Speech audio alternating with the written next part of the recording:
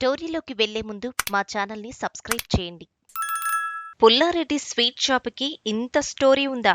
Cycle నుండి America వరకు కోట్ల ఆదాయం. స్వీట్స్ అనగానే ఎక్కువగా గుర్తొచ్చేది పుల్లారెడ్డి స్వీట్స్.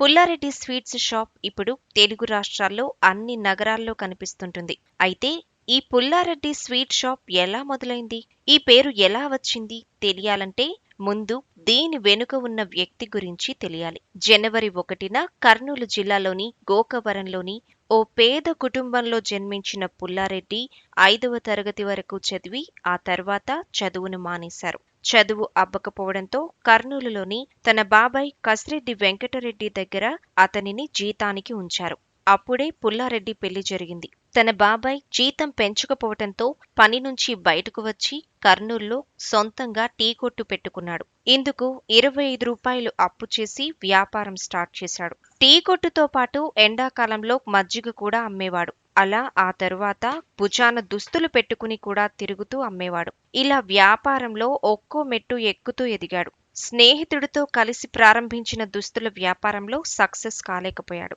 తన పార్ట్నర్ మోసం చేయటంతో ఆర్థికంగా చాలా మోసపోయాడు. నష్టాలకి భయపడని పుల్లారెడ్డి ఆ తరువాత 1000 రూపాయలు అప్పు చేసి స్వీట్ షాప్ ప్రారంభించాడు. 1948లో మొదలైన పుల్లారెడ్డి ప్రస్థానం నేడు కోట్ల వ్యాపారానికి చేరింది.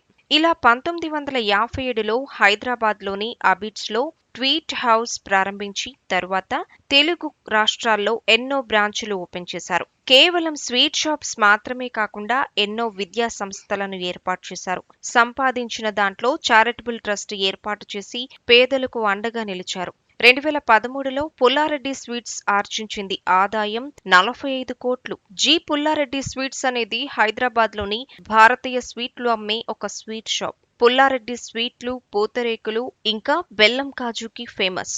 1948లో 28 సంవత్సరాల వయసులో ఉన్న పుల్లారెడ్డి మొదట్లో కర్నూలు జిల్లాలోని స్వగ్రామమైన గోకవరంలో భార్య తయారు చేసిన మిఠాయిలు సైకిల్పై తిరుగుతూ అమ్మేవారు. తరువాత 1948లో కర్నూలు పట్టణంలో చిన్న మిఠాయి షాప్ తెరిచారు. క్రమంగా పుల్లారెడ్డి స్వీట్ల నాణ్యతతో మంచి పేరు సంపాదించాడు. 1954లో అతను రాజ్ భవన్ కు అఫీషియల్ స్వీట్ సప్లయర్ అయ్యాడు. హైదరాబాద్, కర్నూలు ఇంకా దేశంలోని ఇతర ప్రాంతాలలో కూడా స్వీట్ షాపులను స్థాపించాడు. ఇలా అతని వ్యాపారం మెల్లిమెల్లిగా పెరిగింది. కర్నూలు సందుల నుండి చివరికి ఇండియా 4 దిక్కులలో వ్యాపారం విస్తరించింది.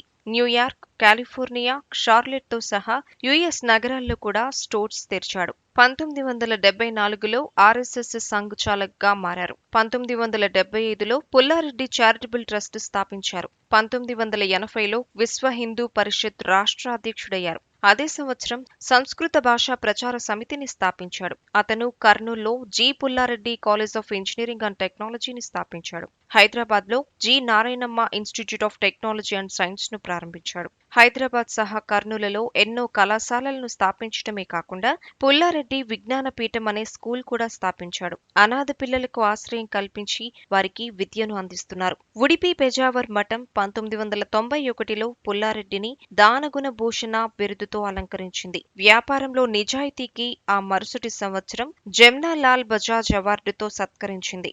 అతని కుమారుడు రాఘవరెడ్డి ప్రస్తుతం విశ్వ హిందూ పరిషత్లో అంతర్జాతీయ అధ్యక్షుడిగా పనిచేస్తున్నారు. పుల్లారెడ్డి మే 9, 2007న 87 ఏళ్ల వయసులో మరణించారు. ఆయనకు భార్య, 2 కుమార్తెలు, 2 కుమారులు ఉన్నారు.